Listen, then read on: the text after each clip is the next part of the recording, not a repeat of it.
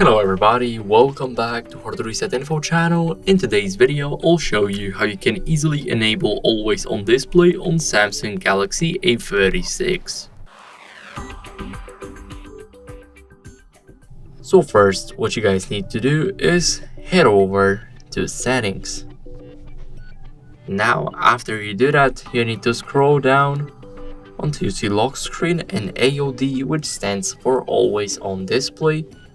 Now click it, and here what you need to do is tap on this little switch here, and now always on display is enabled.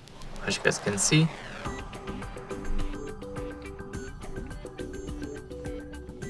it's enabled, and that would be it. Thank you guys for watching. Make sure to leave a like, subscribe, and see you in the next video. Bye.